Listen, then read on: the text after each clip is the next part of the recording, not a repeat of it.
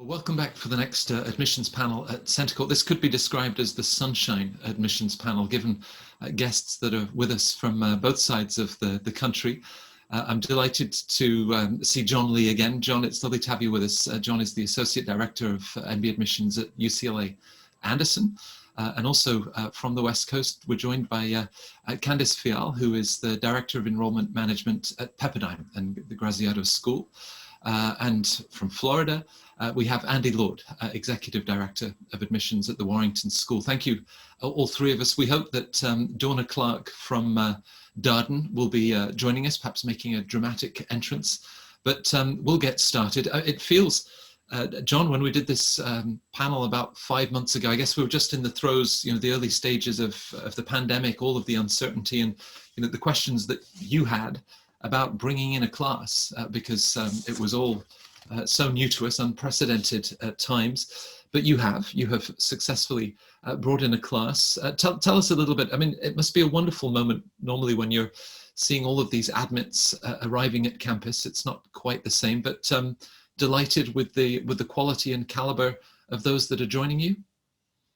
Yeah, actually, yeah. So we actually just brought in our class because normally we have a earlier start for our school. We normally start with pre-fall in August, but because knowing that we weren't really sure what the pandemic was going to bring, we decided to start school in the fall officially. So for us, school only started October 1st, I want to say it was. So we just brought in our class. We are done. And then on October 2nd, we actually had our round one deadline for the class of 2023. So there was really no rest, but we're really happy with the class that came in to us. And we're really looking forward to seeing what class of 2023 is going to bring us. Well, of course, extended deadlines and just the flexibility that so many admissions offices provided over the spring and the summer. What are you seeing? Have application volume up for the incoming class? Yeah, so we did just, after we finalized October 2nd at midnight, we did see an increase in applications. So, I don't really know what that means potentially. I don't know if it's just an increase in the sense that it was astronomical, or it really is just making up for the lull of the past 2 to 3 years, to be honest, and where we're just kind of back to maybe more along the lines of 2016, 2017 numbers. But it's not sure yet, given that it's only round one. We'll probably have more data once round two comes along to see if it really was just a major spike or we're back to kind of stabilization. Right. You make a good point because, of course, from one year to the next, it's always more difficult to sort of make those comparisons versus longer term trends. Candice, at Pepperdine, students are already back. Did you look to delay the start of term time? Yeah, so we obviously considered it because of the current situation, but in the end, we decided to stick with our August start. So our students are actually a couple of weeks, they're like in a month now of classes. They've already gone through orientation, adjusted, they know their cohorts now, they're pairing off into teams. So yeah, it was a little uncertainty on the front end, but we've been very happy with the fact that we decided to go ahead and start. And I think that was the best option for us. And it's been going well. So thankfully, things are moving in the right direction. And overall, the students are happy that they decided to go ahead and start. So it's been a win-win for both sides. Andy, as we look at sort of rather 4 to 5 year trends, Warrington continues to rise in many of the business school rankings. Perhaps that's did that prompt even bigger numbers? Obviously, the pandemic has also had an impact, but as you've looked at final numbers for the incoming class, were you breaking records? We were breaking records. I think it's a little combination of both, but obviously the pandemic, we're seeing an increase in applications, not only to our full-time sections, but a lot of our executive professional and online offerings as well. Our start dates basically remain the same with online orientations and working our students in that way. But as far as, our full-time MBA program, it still continues to be very competitive, selectivity being up. So we're doing pretty well right now. Great. We I suppose as you look at that 6 or 7 month cycle, we're now at the point, I don't know if it's as people have processed this, but one of the overwhelming messages that I've got, both speaking to incoming students and you and your peers, is this sense of enthusiasm, that typical energy that you'll always see in students, but even gratitude, where they've sort of said, hey, we know that this summer has been as difficult for you and as uncertain as it is. Is that palpable, Andy? Is that something that you've sort of seen now that the students are with you? That they're happy and delighted to finally get started? We're seeing that, we've been fortunate. We've run these online programs for a while, so we're able to bridge the gap into our on-campus offerings. And clearly, our students are online right now for the majority of our sections. We do have some smaller full-time MBA cohorts that we're able to bring into the building, obviously social distancing. I will say the more that we're figuring out ways to engage them, obviously you see the enthusiasm, but they're not missing a beat for the most part. They're still meeting with their career advisors. They're still meeting with their faculty members. They're in the midst of career search already with NBIMBA that was here recently as well. And so a lot of the MBA events are just on schedule that we would normally do. You just are looking to adjust them in a format that makes it a little bit more accessible to them in the current environment. So yes, we're seeing some enthusiasm. Some of it is well received. Some of it is, wow, they're college students having fun up here in Gainesville if they could figure out a way to get together. Right. Donna, we're delighted to have you with us. Donna Clark will be familiar to the Centre Court Community Executive Director of Admissions at Darden. John was just making the comment, Donna, that Anderson delayed the class start for this year, which meant that they all arrived on October 1st, and within 24, 48 hours, they had a round one deadline. And it feels like that long summer that we've all been through has kicked off again, and we're into admission for this year. Do you share that enthusiasm with the quality of the class? I think your numbers were up by around 25%. A great group of new students that you've welcomed to Darden. Yes, it has been. I totally share that sentiment. We barely brought in the class, and the early action deadline was in early September, and we actually just released today, and I was really happy with the quality of early action. Last year's applications were up about 27%, and they're up again this year, but the quality is really good, and it's always my favorite day to make the offer call. So our team spent the day doing that today. Right. Yeah. No, that must be a lovely moment. As I apologize for the delay. There was a little technical glitch and it wouldn't let me in. So sorry, everybody. Glad to be here. We figured that you'd make this dramatic sort of Rita Hayworth entrance. You never let us down with that one. At a granular level, and I'd love input from all of you. That overall trend and numbers that are up. As you sort of look at that, either at sort of the US domestic level, international students, some schools have said, it was a tougher year for that pipeline of talented young women coming into the program. Donna, these numbers are fresh for you. Are you seeing different sort of geographic or diversity trends? Well, we've only had one deadline so far, and that's early action. Our second deadline was just yesterday, and I haven't actually looked. It was last night at midnight, and I haven't looked at the breakdown quite yet. I've heard that there is an increase in women in round one. A lot of international students do tend to apply a little bit later, and I wonder how the election is going to influence international students' decision to apply to business school or not in the United States. I have a feeling that's going to have a big impact one way or the other. Sorry, so there's an election? I must have missed that memo. Oh. Yeah, well, of course, we've talked about that, John, and perhaps, LA is already an extraordinarily international city, but international students had understandable concerns over recent years, whether it was to do with H-1B visas or STEM designation that many schools have pursued to provide greater reassurances. Do you think that you'll see that similar trend that Donna was describing of more international applicants that will be looking at your later rounds, through the end of this year in January? Yeah, I think so too. I think we just, having just got our numbers, we did see women apps go up, so that's exciting for us.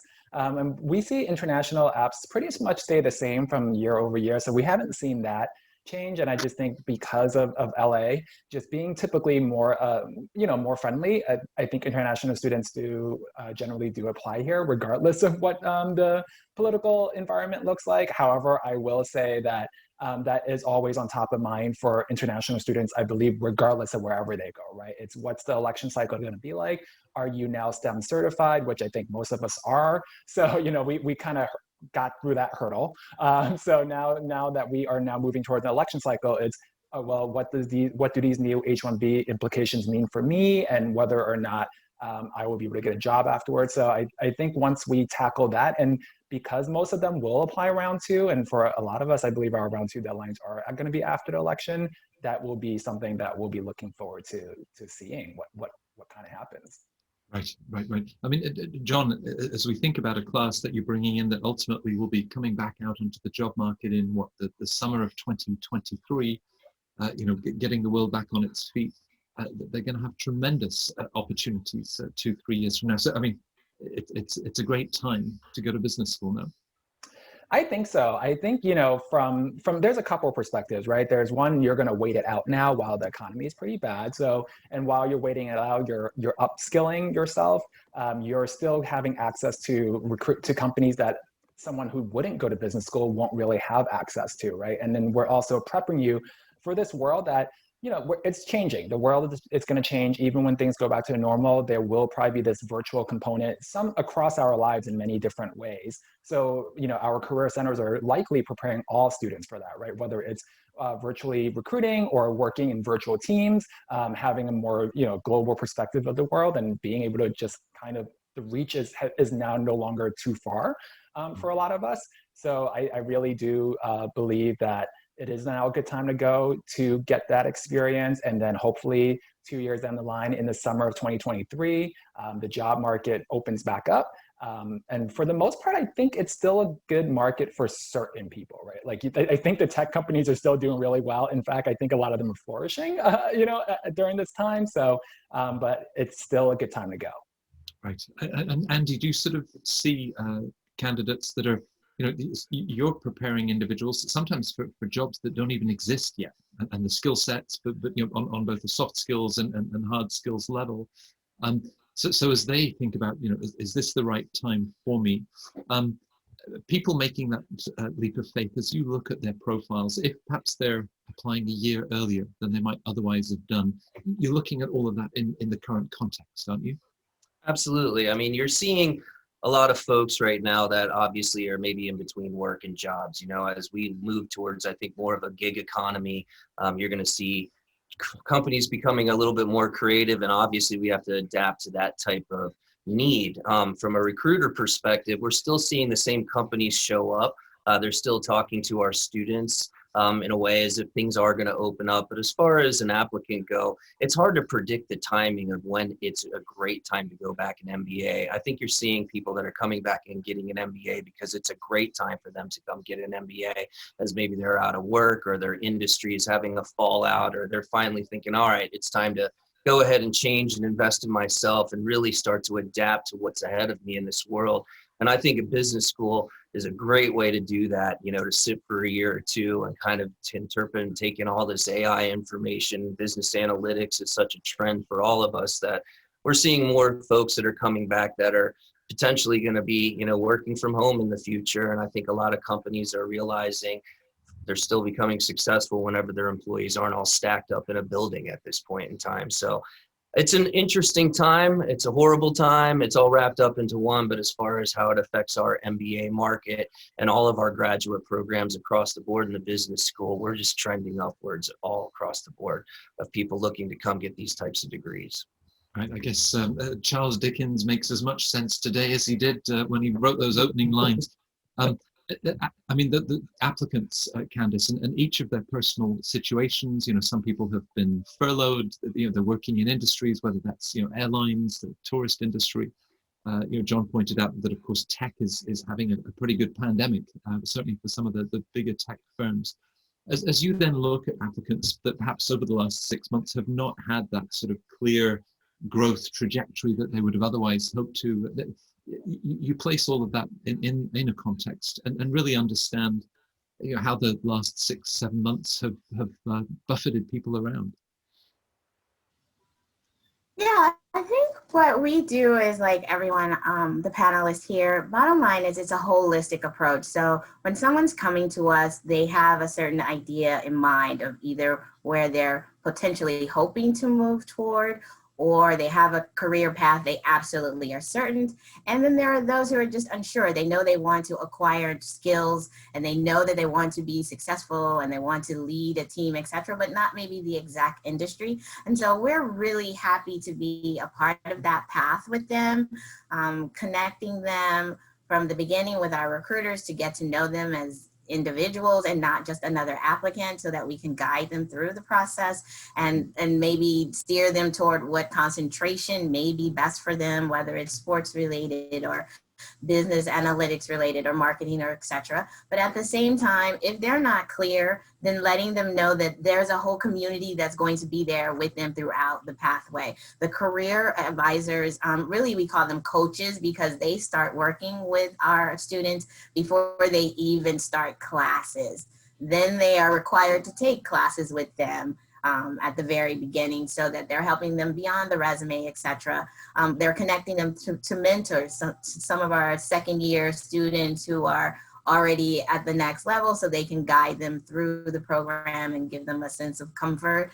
That's in the full-time side. On the executive side, I mean, we're connecting the executives and our fully employed with each other. I mean, we have a great network just amongst our school across the different programs.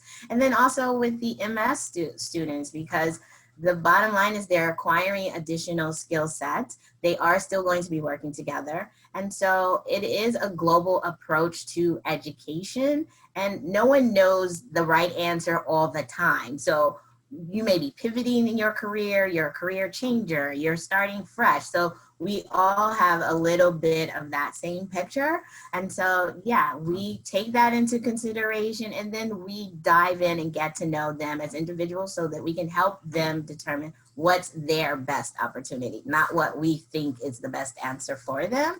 Right. So we're really happy about doing that with our students. Right.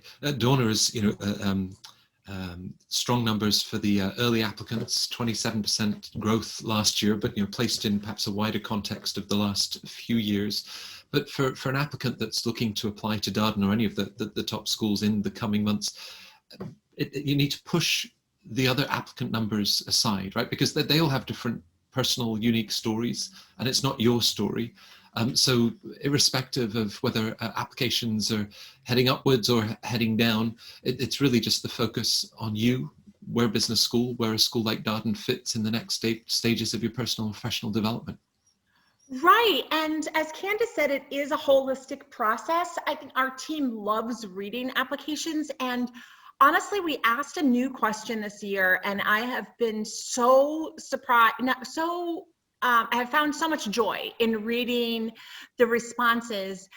Diversity can be sort of defined in a lot of different ways, and we do ask a question about diversity and inclusion, but we also have a new optional question that has to do with, putting it into context a person's achievements. So they have the option to let us know if they experienced financial hardships or experience, a medical issue or anything that may put their achievements into some greater context. And I have been really touched by the responses that we're getting from this question.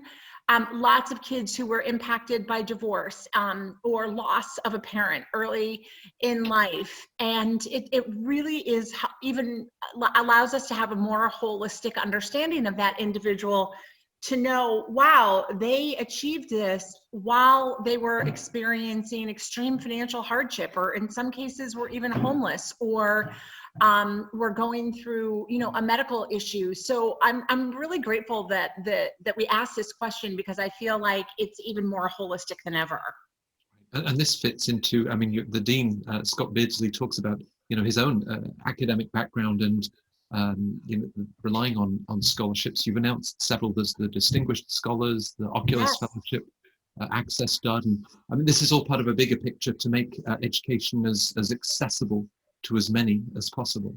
Exactly, and I'm so grateful that our dean has publicly stated that he would like Darden to be the most affordable top MBA program. I mean, what a great and lofty goal, and what a big impact it will have on applicants who are applying. So some of the announcements that were made recently with our first announcement with regard to need-based aid and the Oculus Fellows and so forth are part of a bigger picture of trying to get to that goal of making Darden the most affordable top business school. So really exciting to be a part of that.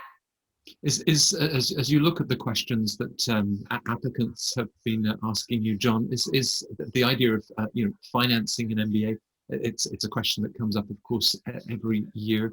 Do you see any different questions around that theme, and how's Anderson looking to address them? Yeah, so it's a lot to unpack, but yes, there is actually so that is a question that comes up every year, right? Because as tuition is rising faster than inflation at this point. So that is something that comes up, and we usually do talk to students about one, what it means to get an MBA and what that means for your potential earning in the future. So that's really one way to look at it. We're really transparent. We have a Parker, which is our career center, the Parker Management Career Center Employment Report that pretty much puts out there every single thing that you would ever want to know about our graduating class, ranging from industry, average salary, average signing bonus across the different industries, regions that they go to, the companies that come to visit. So that way you kind of have an understanding of exactly what you're getting into if you were to come to a specific school like this. And I believe a lot of my colleagues here also have a similar report that they have their students look at as well, right? So that's one way that we gear students toward that, right? Put the ownership on them to really do that research to understand if they're going to take out X amount of money, this is what you're potentially going to make back after you graduate, right? Depending on the industry you want to go into. But then there are other areas too that we really want to support. I think for us this year, it was really important that we continue to have diversity inclusion within our student body. So we really upped our fellowships in terms of women and URM, right? So, and that was basically something that came down from the dean that was like, I want this to happen. So, development dollars. So development team had to go out and find that money, right? So because we just don't have it. So at the end of the day, that was what he wanted to go. That was the goal that he had, and that was put down on the admissions team to do. And I'm really happy to say we did that this year. We were able to get our women to 41%, which I think has been the highest in a while. We were able to get URM numbers up just because from last year too. So these are the different things that we're addressing it.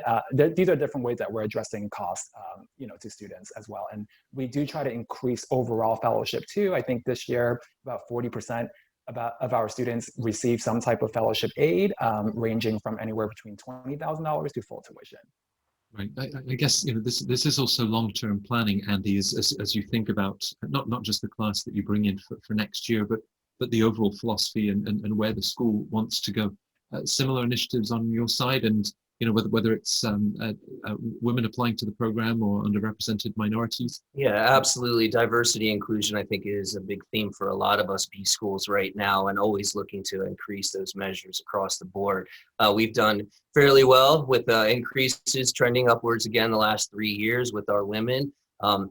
And definitely our students of diverse backgrounds as well. So we tend to do pretty well. We're fortunate enough to have a pretty large scholarship budget here. I believe it's about 92 or 3% of our students are on full tuition scholarship right now.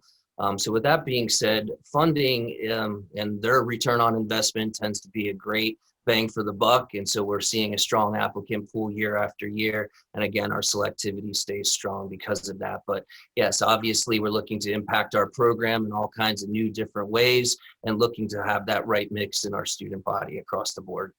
Right. As you look at all of the potential obstacles for individuals, Candice, to sort of identify with the idea that the business school does fit in with their plans. I mean, that can even extend to standardized tests.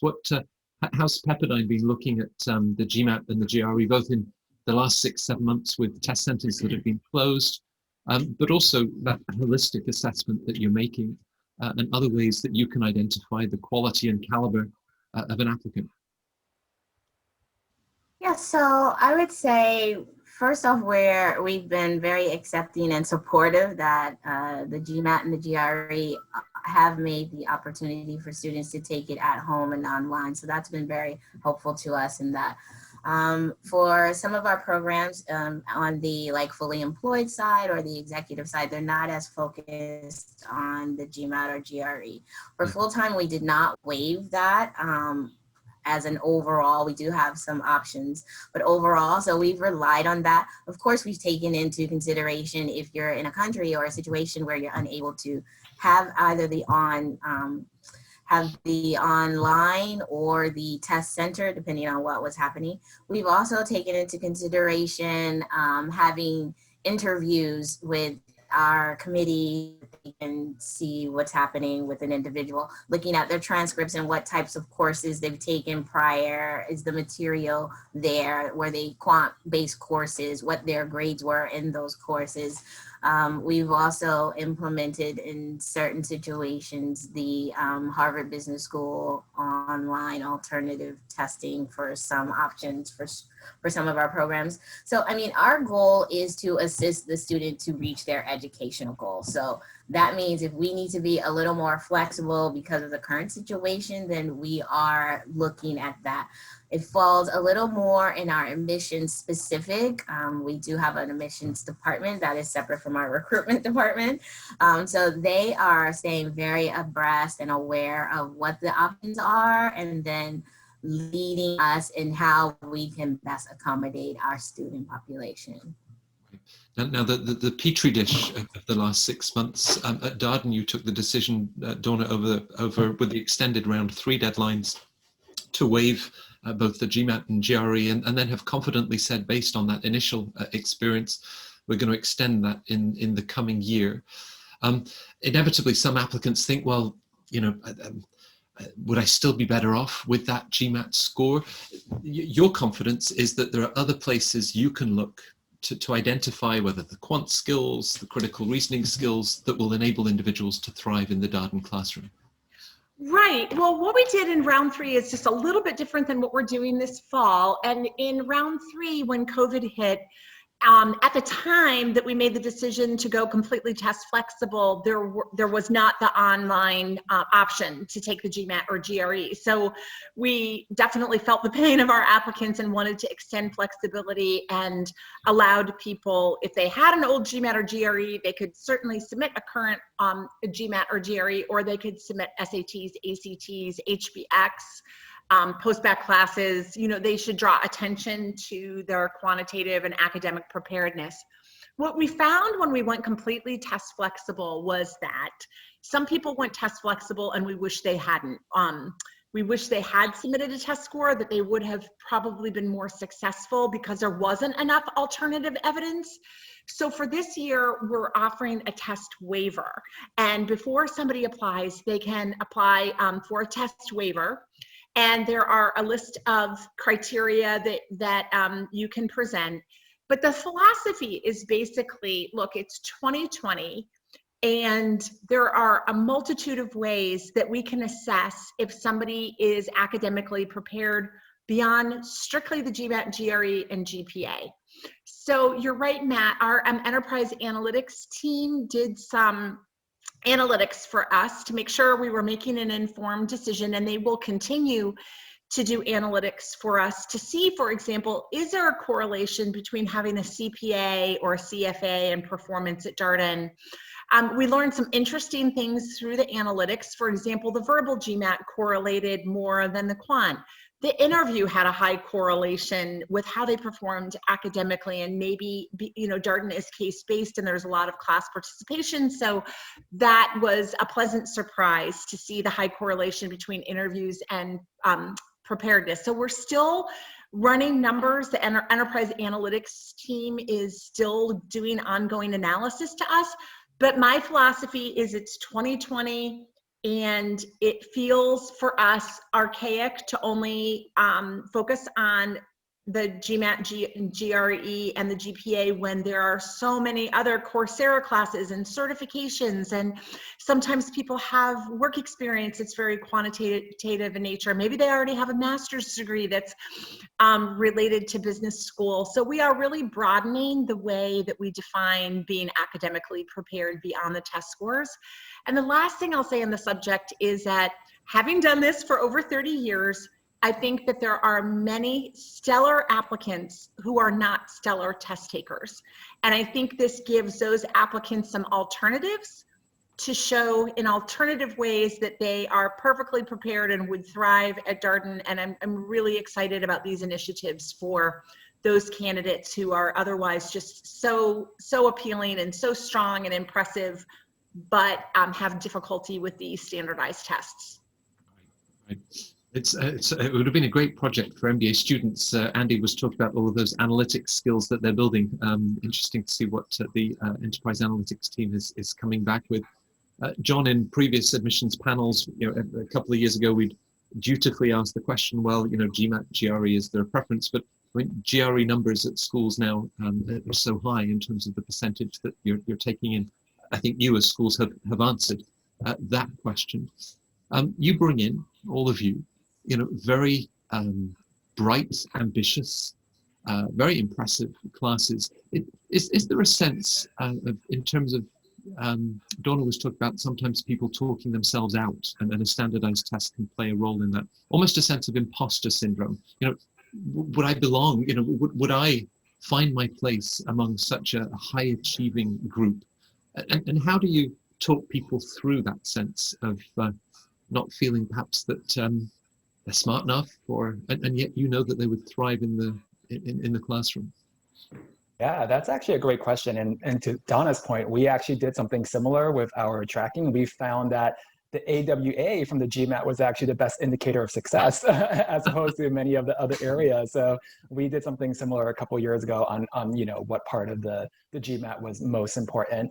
But to your point, Matt, I think for that, the first thing I want everyone to understand this, the dirty little secret is that everybody is insecure when they come into the MBA program. They are all feeling it. They all have imposter syndrome. So if you are feeling it, it's an okay feeling, right? Because it's something new, it's something different. You're putting yourself out there and putting yourself into this environment where for the first time you are with people who are highly successful, right? So everyone has been number one in their high school class. Everyone was number one in their college graduating class.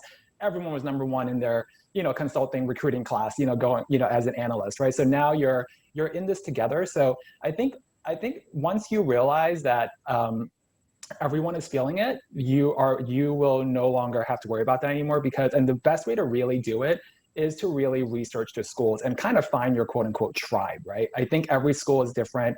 Every school has a different personality. Every school has a different culture upon them. So I think once you do your research ahead of time, you get to know the students during the recruitment process. You talk to alumni, you talk to adcoms maybe, right? Even though I think adcoms are probably not the best to talk to because the students are so available and they will give you the good, the bad, and the ugly to really help you understand if this is a place that you belong. Are you gonna thrive, right, in this community? And for our community, we are a lot more collaborative and student-led and student-facing, and not student-facing, sorry, student-led and student-driven, right, in terms of everything that we do. So we want students who will thrive in that kind of environment. And I think once you choose the program that is the best fit for you, and we all talk about it, it's all about fit, right? Because I truly believe that regardless of what MBA program you go to, you are going to be successful because you are just that driven and that smart, right? It's just a matter of making sure that you find a place that will actually bring that out of you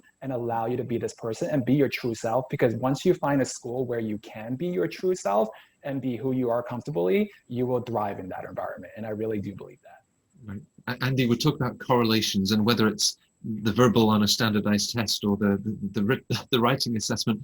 But with all of the different elements that you're then assessing and correlating with the individuals that are going to thrive at Warrington, if I take you down to the bottom of a resume, we've already seen academic background, professional development, but there's a lot of fun stuff down at the bottom too, whether it's creative, whether it's clubs, activities, associations.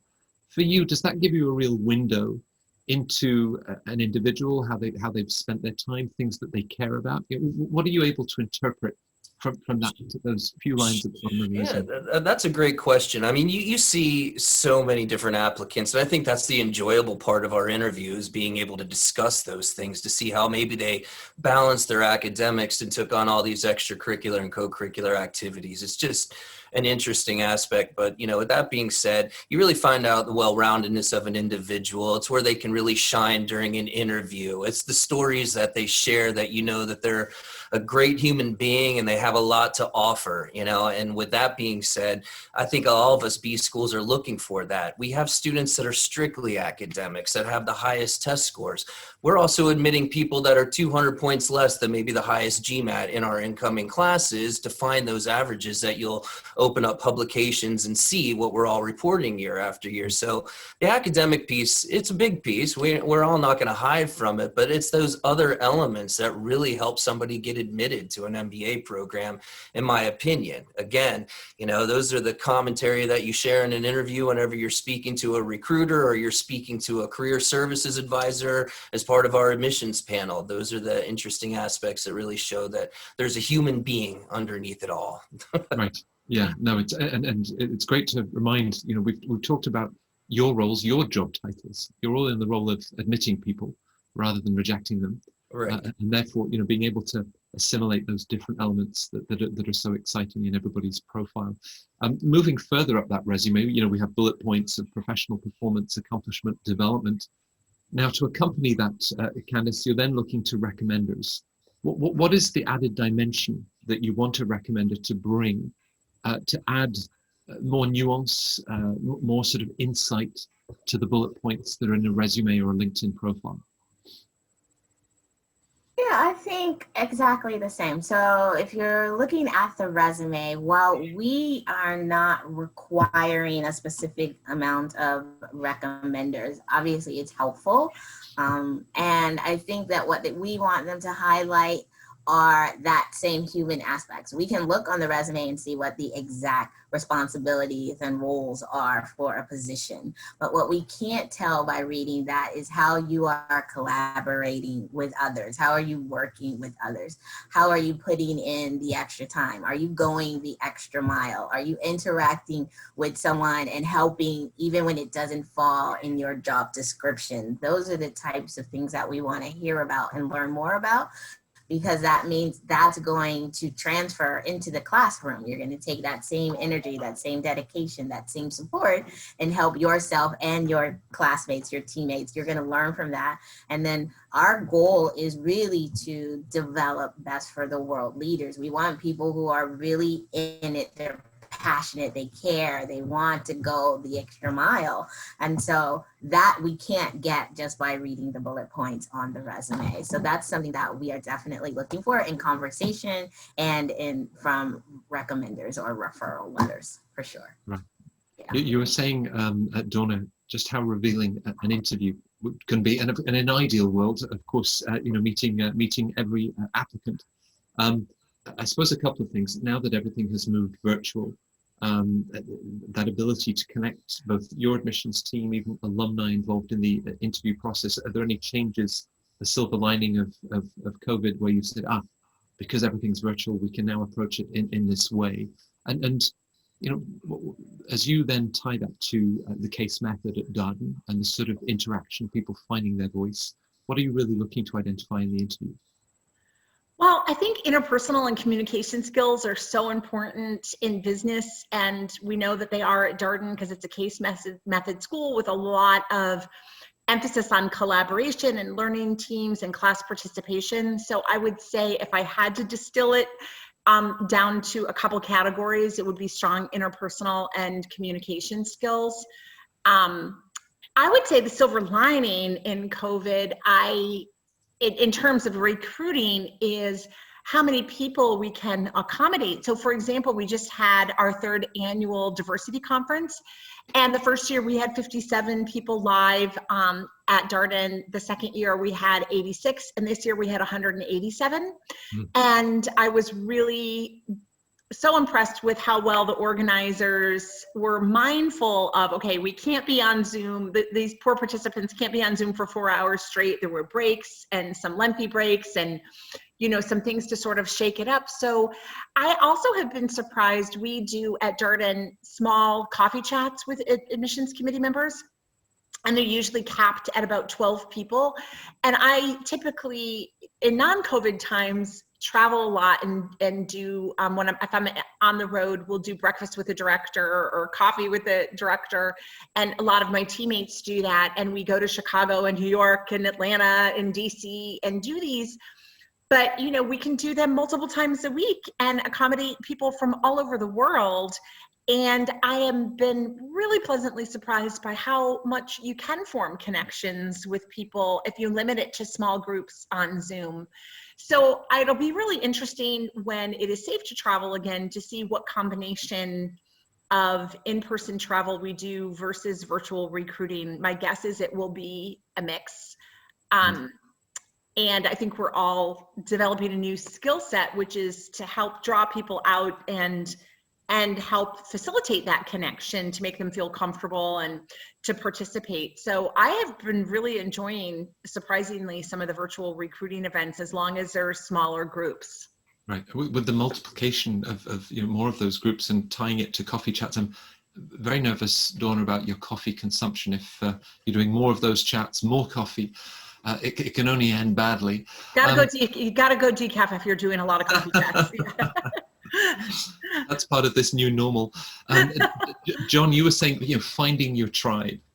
And again, I guess, you know, as you've looked to innovate and find you know, great ways, effective ways to connect with applicants from all over the world, alumni are no doubt playing a great role. And any other initiatives that you find have been really helpful to respond to candidates and their questions?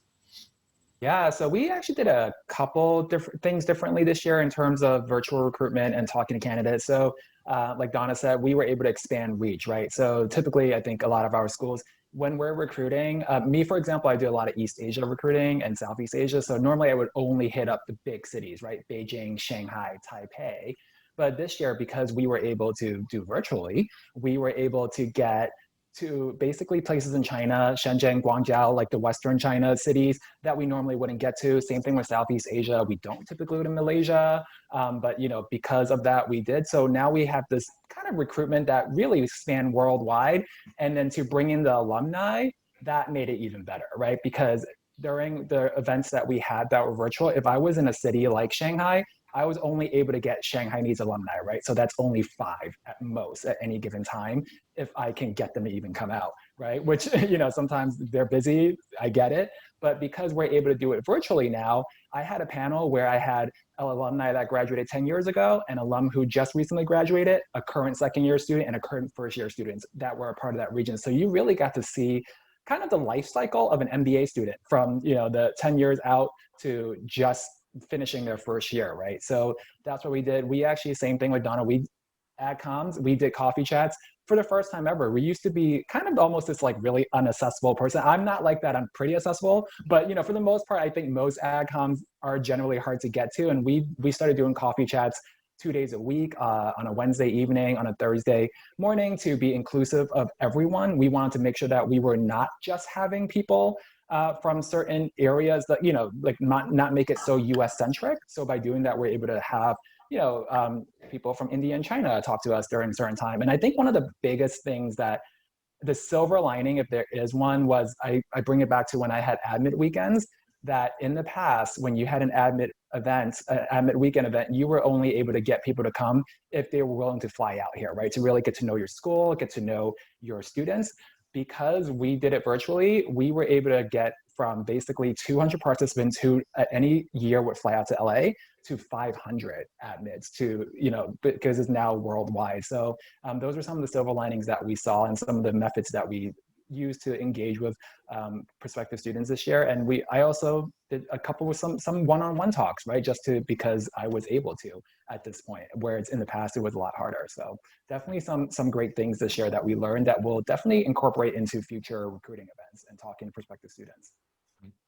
Andy, with yourself and your team and this ability to sort of amplify reach, to the four corners of the world, when you're having those conversations, beyond perhaps the PowerPoint slides that we used to bring out in our info sessions, are there aspects of the Warrington experience where you then sort of observe, that really connects with people? Or, just as you're describing the school, its culture, sort of almost the hidden gems or the secrets of the school that really resonate with people? Well, I think our number one is it's a small program, it's small class sizes and individualized attention. You're really in a class, an incoming group of full-time MBA students where it's 55 to 60 students that are there, mostly on full tuition scholarships. So when you think about the amount of accessibility with career advisors, the coaching that's involved, the pairing with mentors and alumni and current students and recruiters, we have a very small group that is always job seeking year after year. And so with that being said, we could put in a lot of effort. Additionally, in the classroom, as it's a global economy anymore with our internationally focused curriculum, students, again, mentioning, looking at opportunities all over the globe. And I think a lot of us business schools are having to be a little bit more equipped to answer those types of questions. We all don't have the answers right now. We're all on the fly, but our program specifically is doing a lot of the same things that we have been doing successfully. We're just continuing to operate a little bit differently, but we're still delivering on the promises that we're making our incoming groups year after year, which is that small family-oriented, individualized attention, where you're really gonna have a lot of access to faculty and the resources that are involved. Is there a moment, Candice, imagining ourselves all back on the campus and that, the buzz of conversations in the corridors, people spilling out of classrooms, and just the things that they're learning about themselves as much as learning about the world. Is there in that sort of circumstance, is there a favorite part of your day? When you just sort of look at the school and that energy and think it's fantastic to be part of this. Yeah, I think there are several favorite parts of my day. First, I guess the fact that we would be back on campus, that's going to be very exciting in itself, right? But I think just being in the hallways, very similar to what Andy said, we're a rather small school in terms of our MBA program, especially for the full time. I'm really excited to walk the halls and just interact with the students. Like to see them moving between classes, working together, asking questions, not having to actually do a Zoom meeting. It'll be nice to have those face-to-face, and then just really being a part of whatever it is to provide them with information. I mean, that's what we find our joy when they come and they say, I have a quick question, can you answer that? Or you've been working with them for a little while and they come back and say, thank you so much for that time that you spent with me. Here are the results. So now I got the internship, I got the job, I got an interview. My next step is this. I'm taking a particular class and I had a successful project. I mean, those are the things that bring joy to our lives. That's why we are doing it, myself and my colleagues. So that's probably some of the highlights that we're looking forward to. And then when that alum actually comes back, when you ask them, hey, can you be a part of this particular recruitment event? Can you give of your time? And they willingly, happily, passionately give of themselves. Those are the moments that we are looking for. We're also happy to know that we were with you at the beginning of the journey. And so it's almost like they're your children, to see them growing and entering into the world. So we're definitely looking forward to that. Right. You starting that dialogue with all of the efforts that you make to reach out. They then, sit down and write the applications, and, these stories where years later as alumni, I can understand that sense of family. Donna, as a person sits down and thinks, right, what does Donna Clark want to hear?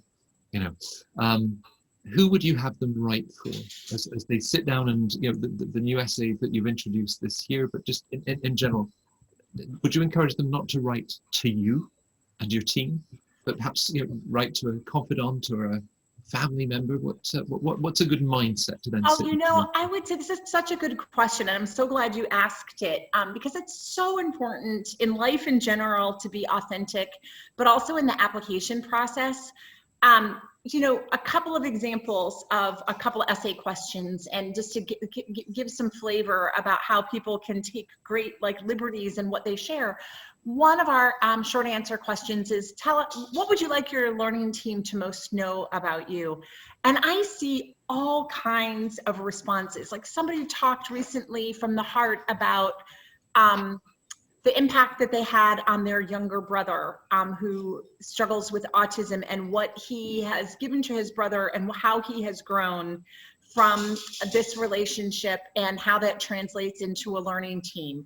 I read an essay the other day from a woman in China who has spent an inordinate amount of time helping her grandmother with technology, because her grandmother is isolated during COVID and her grandmother's technical skills are very weak. And the person's point was she loves helping other people, and that's what she wants her learning team to know about her. And so I would write for yourself, answer the question, but write it in a way that, this is who I am. And most of our programs are not looking for cookie cutter responses. We're not looking for a person with the exact same profile. It's what keeps it so interesting in the classroom to have lots of different people with different life experiences. Many people, and I'm sure this is true of all the panelists, say that on the tail end of the admissions process, they're kind of grateful that they went through it because it was a forced opportunity to be introspective. I would say write for yourself and really spend some time thinking, what am I most proud of that I want to convey? And sometimes that alone is hard because a lot of applicants have a lot going for them. And sometimes just trying to distill what they most want to convey can be hard, but I would definitely write for yourself, not for us, write in an authentic way. I love some of the most unusual responses that you wouldn't think that people would write of are just so authentic to them, and you really feel like, I love when you feel like you get a sense of who the person is, and I got to know them a little bit.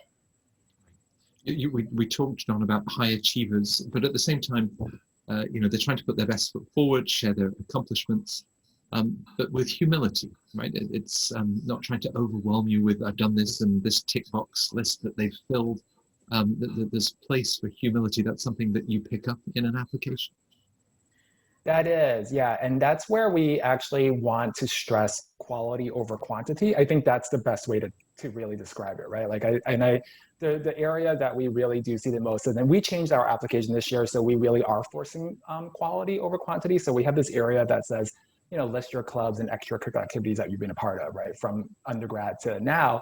And in the past, we kind of left that really open-ended, and I would read 20 different things that happened throughout their lifetime. And some of them are just I volunteered here one day 5 years ago, and I'm just well, that really doesn't say anything, right? But so we want to stress that if you're you want to go out there, you obviously are brilliant and you're great, but we want to make sure that you're letting us know who you are and what you're passionate about, and what is it about that thing that you're doing that's important, that actually works with the story of your application, right? So we want to know if you should really only be putting down extracurriculars that really matter to you and really meant something to you, right? And actually look like it was something that you spent time doing, whether it was being on a board or on a committee. Maybe you were a student athlete for 4 years, or you actually founded a club or were a part of leadership. So that's really what we're looking for. We're not really looking to have this competitive check all the boxes and tally it up and have 100 different things. We want that to make sure that whatever you put down adds to your story as well, and adds to that narrative of your essay, your test scores, your academic background, and where your career was and where it hopes to be. Right. Andy, if one of the conditions for applying to Warrington was to be able to color code a bookshelf, the red books and the blue books and the green books, right, obviously your 10-year-old would have been a clear admit.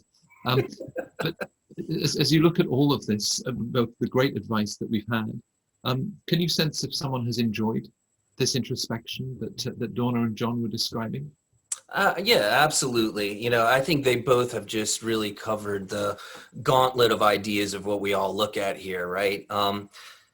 it's always great when somebody has researched your institution. We understand that you're applying to multiple schools, right? And so when we all see very general applications where you're highlighting those things, but if you dig in a little bit more and you really do your research on a program, that's going to shine. It's going to show that you want to be there. It's going to show that you went the extra mile to research, understand what you're getting yourself into, understand what we're good at compared to other institutions and what you like about us.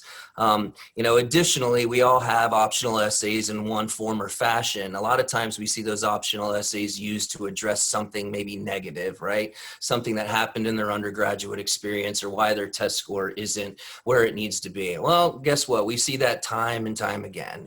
We see it over and over again. It's always nice, and I think my colleagues here have addressed it, to mention something positive. What makes them stand out? When we say, is there something that you would like to share with the admissions committee that we're not seeing here? Go the extra mile. Let us know something about yourself, something that really means something to you.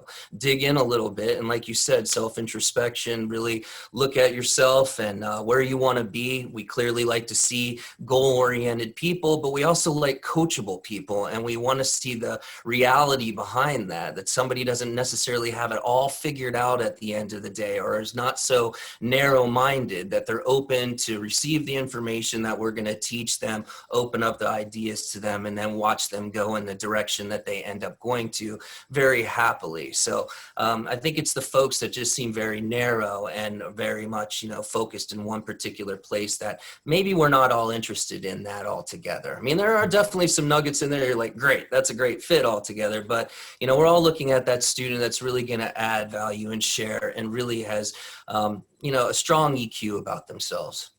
Yeah. Well, you all take the time, and the candidates that I speak to, they really acknowledge that. They're really grateful. Your teams have been through such a challenging year, the circumstances that all of us globally are facing. And we talked just before we went live about this sense of gratitude. Perhaps we're at a point now, this incoming class, they're not going to take anything for granted, and you accompanied them on that journey. There's now this next generation. We hope many of the Centre Court attendees will be part of that next generation at all 4 of your schools. But my gratitude too for the time that you've spent with us in the last hour. I know that the participants will want to now join you for some of those additional questions that they have. But to Candice, to Andy, Donna, and to John, thank you very much for joining us at Centre Court. Stay well. Thank you so much, Matt. Absolutely. Thank you so much. Thank you, Matt. We appreciate it. Bye.